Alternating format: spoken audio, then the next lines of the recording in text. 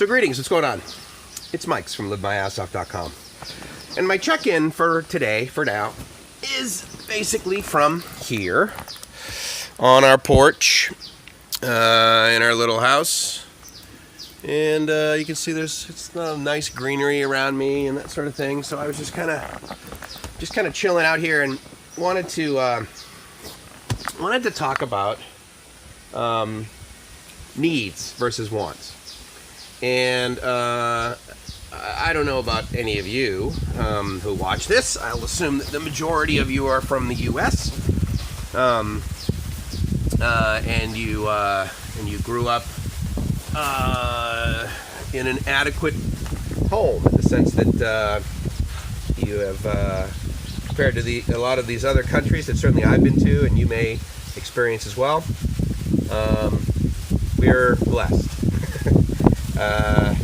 A lot of times I say to myself, man, I am overpaid, and that's a huge gift.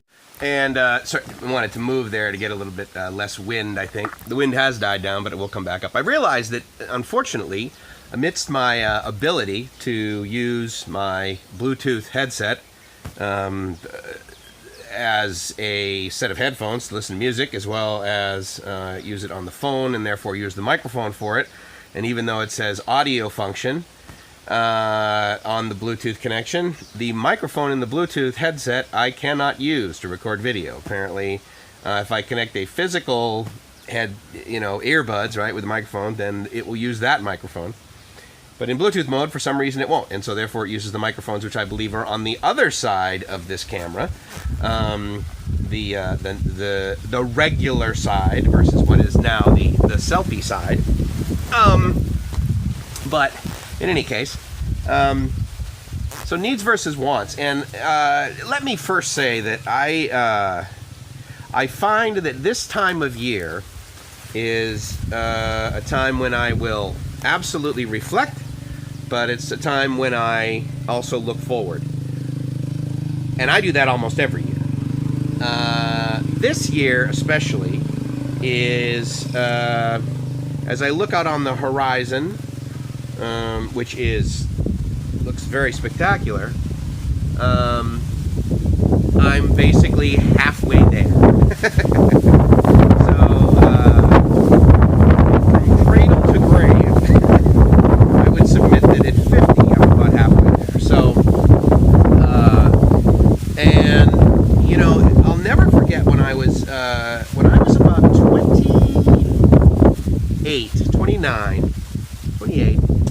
I was working in St. Louis. I was a chief engineer for a couple radio stations there, and it was that time in radio when the FCC said, you know what, Company X, you can own as many radio stations as you want. None of this like you're limited to a certain amount in each market. And then, of course, they pulled back and said, whoa, well, wait a minute. We're going to limit it to like 90. I mean, it was something so ridiculous that the limit wasn't that high. But nonetheless, it was around the time when even people that were not in radio heard of the company called Clear Channel, which was by far not the company that owned the most radio stations in all of the United States. I can tell you that right now. However, they were the majority owner in several markets, not the least of which was San Diego. And they also bought a bunch of radio stations in St. Louis. When I was in St. Louis, I was there for just about 14 months.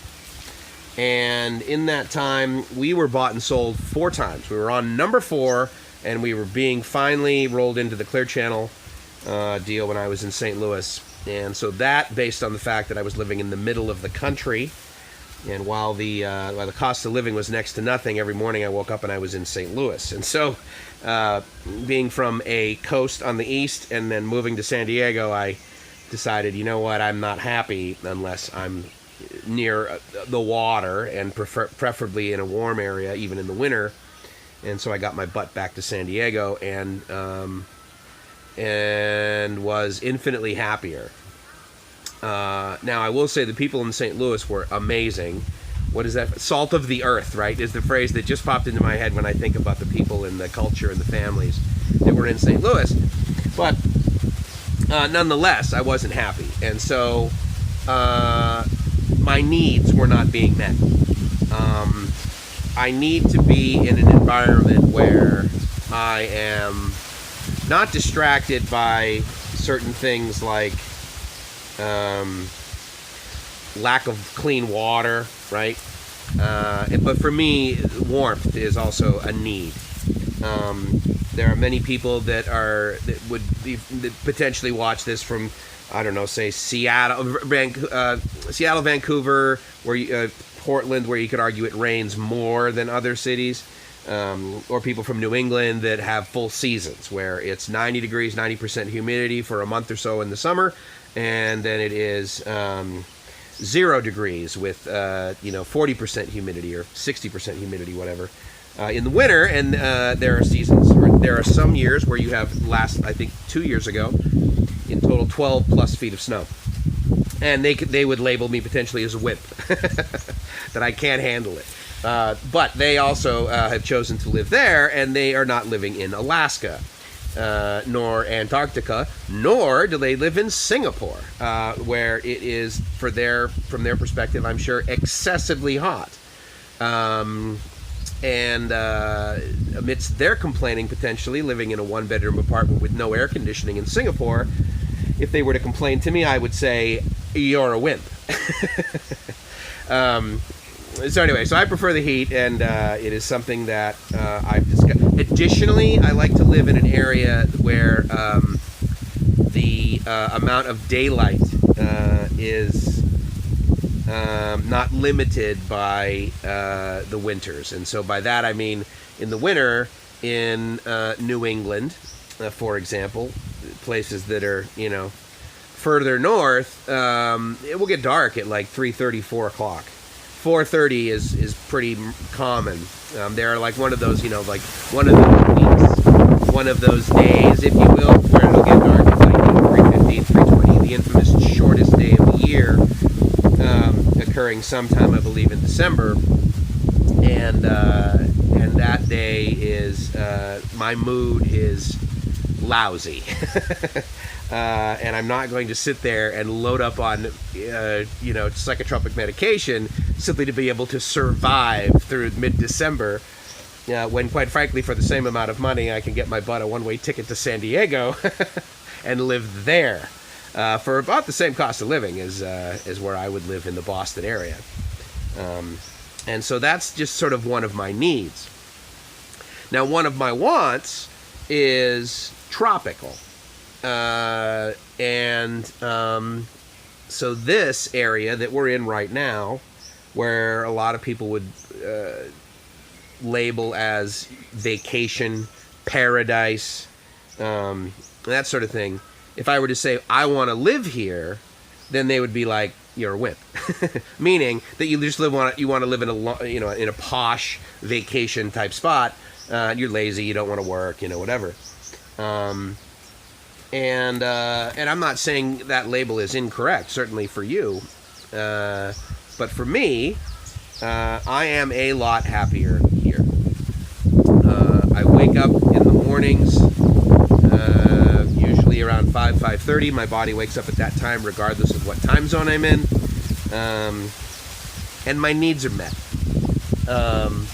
Some of my wants are met, too.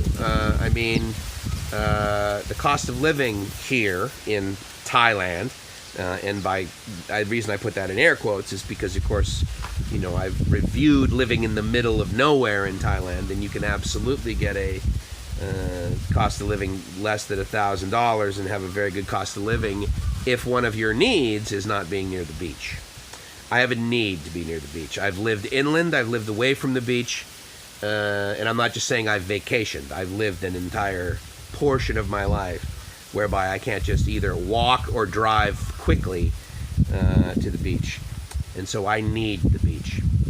So with that, I just wanted to touch on that one need. I'm actually going to be going through sort of several thoughts that I'm having because, one, I'm on vacation and I'm not really obsessed about work.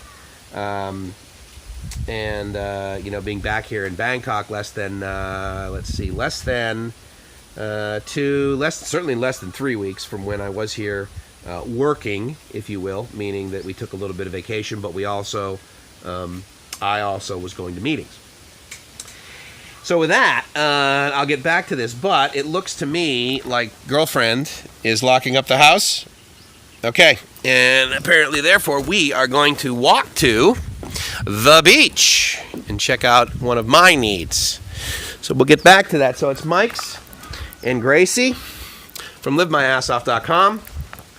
And we're saying I hope you're living the dream, because if you're not living the dream, then you potentially did not have a hard-boiled egg just now. I can close. You can't close? All right, let me close the door and we'll go to the beach.